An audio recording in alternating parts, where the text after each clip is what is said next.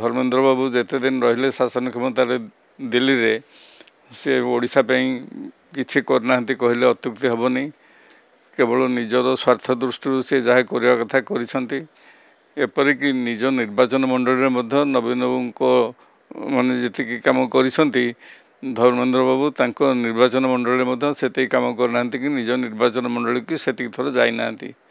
से दृष्टि से मैंने जानी सारे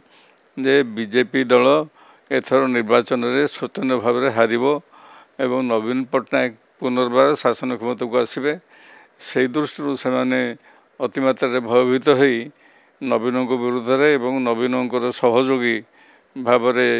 जो माने जनमत को प्रभावित करुवा श्री वीके पांड्यान को विरुद्ध विभिन्न प्रकार मिथ्या आरोप कर विभिन्न प्रकार कुछा रटना करपरिक से अपशब्द प्रयोग करने भूलु ना जो ओडिशार लोक मैंने अतिमात्रा क्षुब्ध हेले एवं से यार जवाब आगामी निर्वाचन निश्चित भाव में देवे ए सन्देह नहीं जो मैंने अपराजिता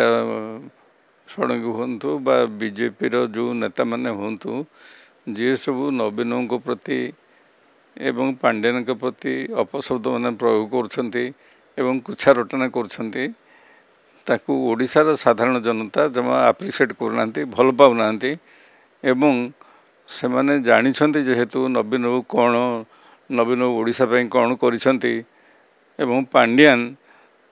तांकर शिष्य भाव में ओडिशार प्रगति कौन कौन सब पदक्षेप नहीं से दृष्टि से माने साधारण जनता मान अतिमात्रा नवीन को प्रति कृतज्ञ रही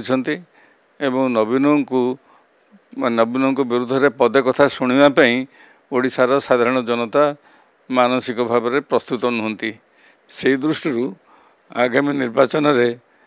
यह जे बीजेपी प्रार्थी मान विरुद्ध एवं बीजेपी नेता मान विरुद्ध घोर विस्फोरण घटाइब यार पूर्व सूचना मिल सारा जो कि से अतिमात्रा भयभीत हो पदक्षेप मान।